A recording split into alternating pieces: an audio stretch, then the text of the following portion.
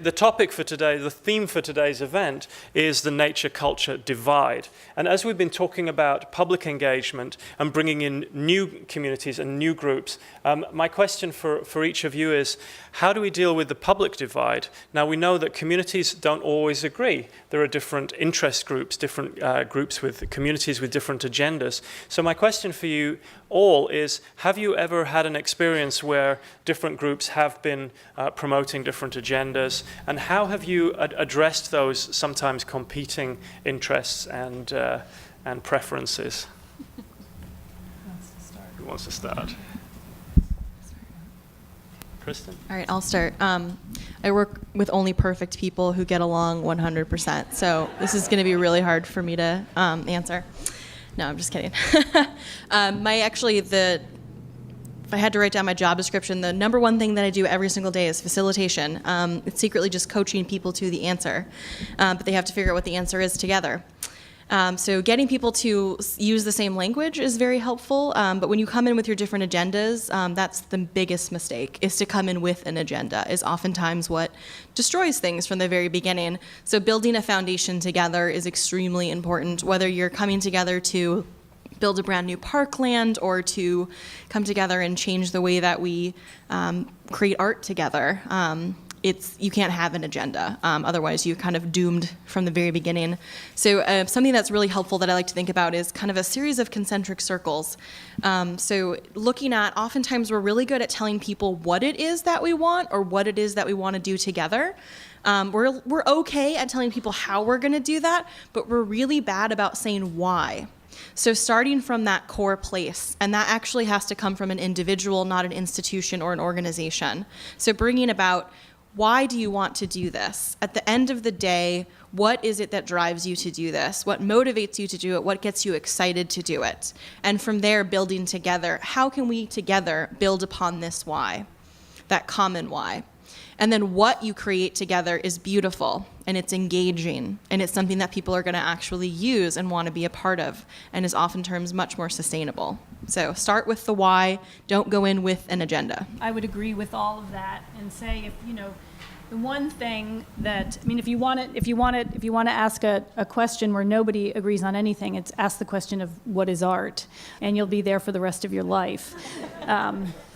So I guess, too, to me, the setup of the question even feels not flawed, but it assumes that there might actually be an answer, that someone's actually holding an answer or knows the answer. And I think we can all agree, like, on this big, messy planet we're on, in this big, messy world that we're in, like, we're all in it together, and none of us really know the answer. So we all really do need one another. So I think I think about it as a kind of perpetual process.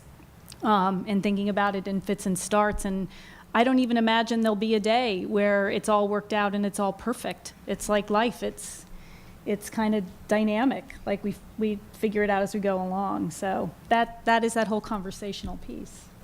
For me, I think it's about looking at who are the most vocal communities and most vocal audiences, and seeing whether or not there are communities out there who aren't even at the table. Yeah. It's really important because we can use the environment as an example. Gilder and I, from the families that we grew up in, have no interest in the environment, have no interest in the national parks. We did not grow up visiting national parks with our families. But I think it's because of how programs or how the parks have been introduced to these communities, or the lack of introduction. So I think it's really about making sure it's completely inclusive, that everyone is at the table. So it's not the really vocal ones that are being heard, but that the ones that don't even know they have a stake in this are involved. So being really aware of that. Yeah, and of course I agree with everything what Jess just said. And remember, don't forget gutter rainbows. Don't forget about the gutter rainbow kids. No one is going to forget about a gutter rainbow today. Don't forget about the gutter rainbow kids. And I think, like Jess was saying, that's really important, because there are people that don't even realize that they have a stakeholder, like you just said. And I think a lot of things that can help with that too are just how do we honor each other's like culture even before we even start talking about that? So maybe specifically what I got from a conference I just went to is just this conversation between older generation and younger generation, and how we start those conversations, because sometimes there'll be ideas on one side and there'll be completely different ideas on the other side, and how do we introduce each other to each other? How do we see where we each stand? And I think first it has to start off with, well, let's find out why older generations are super important, and let's honor them for that. Let's find out why younger generations are important. Let's honor them with that, and let's see what kind of honorable things we have. After we know that, then we can start conversations. So I think it's super important to have an understanding of each other and each group, so that you can start talking about real big issues. Thank you, guys. And now we would love to get some questions from any of you that would like to ask things of our panelists. So anyone want to set the ball rolling, kick things off? Charles. So this question I'm going to direct at Sarah, actually. One of the things that we saw earlier today from Michael was about fences being friends. One of the things I want to ask about is carrying capacity. And it seems that, coming from the museum world and a place like the Walker, and we're seeing one museum expansion after another, and it seems that, at least in the museum world, the way that we measure success is programmatically building a bigger and bigger box for more and more stuff. Yep. And one of the things we haven't talked about at all today in the nature culture conversation is carrying capacity. And I'm wondering if you could share with us, because you've made these back and forth analogies with the art world and the park world, if you will. What are some of the lessons learned that you think that transfer to parks from that, in terms of these bigger boxes with more people and using the door count to measure success, as we look at the numbers where we began with Chris's opening remarks? What works from that, and what's different about parks that doesn't translate? That's a good question. Well, I've had the good fortune, actually, of spending the last year working with the Golden Gate Park, the Conservancy, and more recently the Conservancy and the Trust, spending time thinking about the kind of evolution of the park and people and the development of the parkland. So for me, it's been a good dive into the world of parks. I want to say I think we have an institutional crisis on our hands. I think institutions are asking themselves, how can we be more relevant, right? And I think that cuts across all kinds of institutions, right? I think it includes museums, I think it includes higher ed, I think it includes parks. And in that kind of topsy-turvy, I think that there are a lot of strategies that are being done and a lot of things that we're all trying to sort of prove that relevancy. And numbers certainly are part of it. And they're an important part of it. I mean, if we're not reaching people, then we're not doing our job. I'm of the mind it's not just the number of people we're reaching, but it's who we're reaching. And that we need to be reaching across all segments of our society, particularly as we become more divided, and there's greater equity gaps. And as public institutions, we have a moral and ethical obligation to do that. And I think that parks have, in my mind, when I jump from the museum to the park analogy, what I'm actually so excited by parks, and particularly urban parks, is that I think there are actually few places, if we think that there are few places where we actually can experience free open green space, or that's actually diminishing, because museums are actually public spaces, and I think they're becoming even more vital as public spaces, as public space actually diminishes. I think that's true of parks, but I think even more importantly, parks are actually going to be the places where we as publics actually can come together and talk about really these pressing environmental and social and cultural institutions, because they're also free, right? They are true free public spaces, and I think as kind of democratic spaces, I think parks have even more urgency and a bigger role to play in the future. And I don't know what you guys would also say to that, since. Anyway. Absolutely, we agree. I'll just give an example. So in the IL program, we didn't like to label ourselves as an environmental youth program, because a lot of our youth just, their main concern wasn't the environment. It was a part of their concern. They were concerned about the environment, they were concerned about education, they were concerned about quality. So for our youth, we never restricted it in the sense that every project you create every year has to focus on the environment. It has to be an environmental issue, such as pollution, but we really left it free for them to decide what was crucial and important to them in their lives and design a project around it. Because again, it's about allowing that freedom to enjoy the park space however you define it. So yes, we're on the same page. I will say this, that I think that there is, you know, in like institutional zeitgeist, you know, there's like a kind of, you know, within museums and, you know, certainly within contemporary art museums, there's a desire to get people to come to you. And I think if I've learned nothing over the 20 years of being a director of education, you know, in a contemporary arts center, it's like you can't start with the premise that ultimately it's about you. Like you really, this humility thing I think is real. Like you got to let that go. It's actually not about you. It's not about getting people to come to you. That's not the Holy Grail. The Holy Grail, and I actually really passionately believe this, like if we are all committed to the public sphere, the Holy Grail is that we make a better world together, right? And so that ultimately is your mission. And I think a lot of that means stepping outside of where you are and going to where people are. And they may end up coming to you, but they may end up not coming to you. They may end up like that artist, Seitu Jones. He didn't do that project in a museum. He did that project on his own. He did it in his neighborhood. That was a grassroots project. The same with those two young artists. A museum didn't invite them to do that. They're like, you know what? We care about the water system, and we want to have a conversation about it. And so we're going to go ahead and do it. And that's the kind of change that if museums and parks are listening, that's the kind of wave, that's the kind of energy you want to figure out how to be a platform for and how to cultivate and bring together. Thank you very much.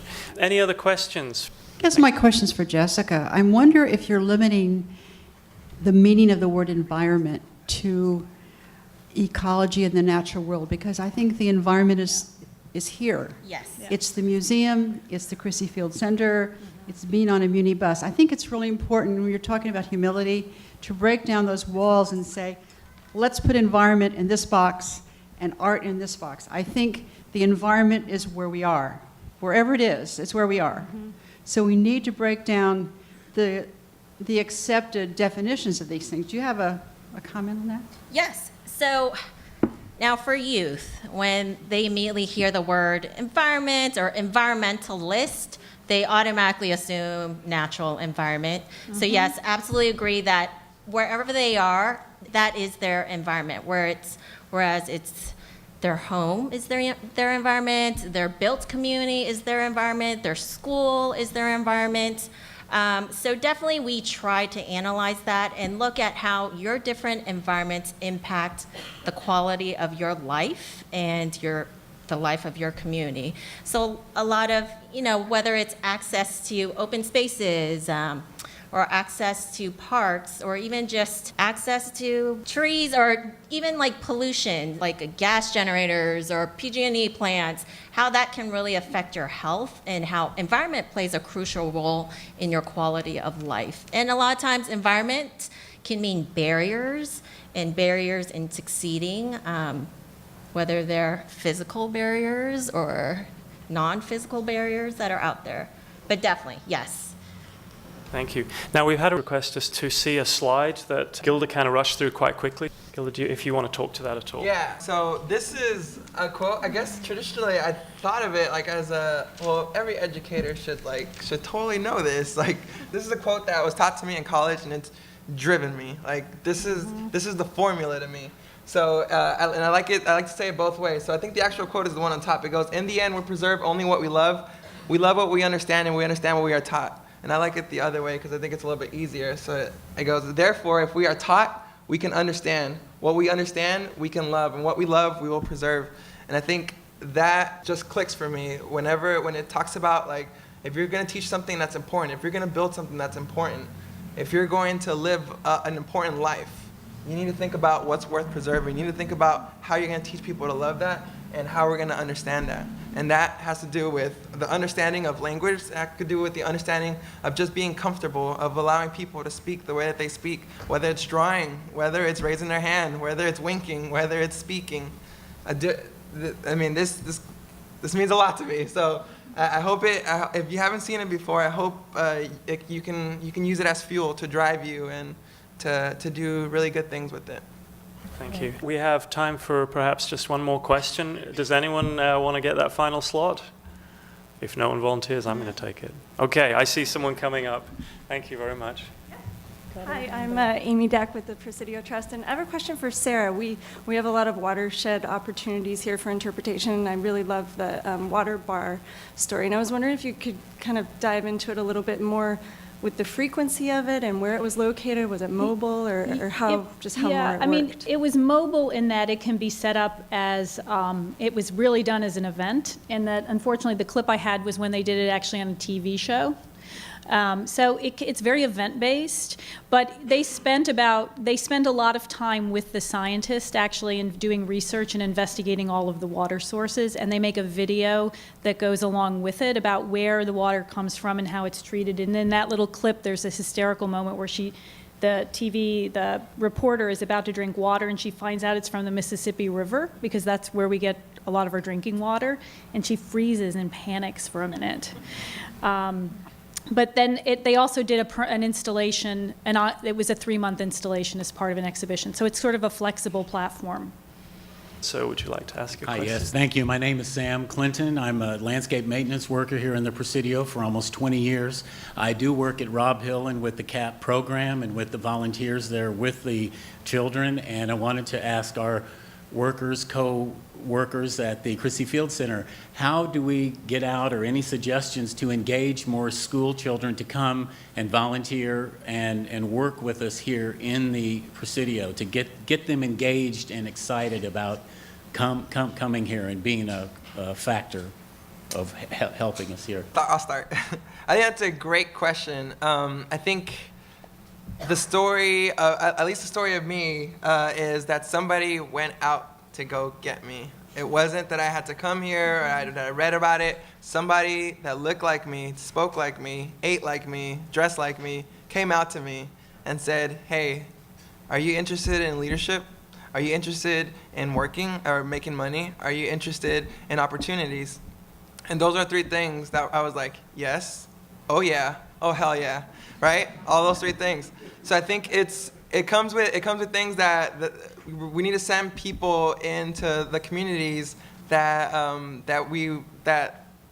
specifically for those communities, the way what the majority of, like, if it's a majority of African American, if it's a majority of Latinos, let's send African American people, let's send in Latinos. If it's Asian, let's send in our Asian staff that we have here working. I think it's a really comforting and a really great way of there being when you go into the classroom and you're speaking, there is already a connection. It's an unspoken connection that's already there, because it's somebody that knows where you're coming from and somebody that understands that. So when you have that and you're telling, and you can ask a kid, have you ever seen snow before? And they'll raise their hand and they'll say, I've never seen snow before. And they could give you an honest truth.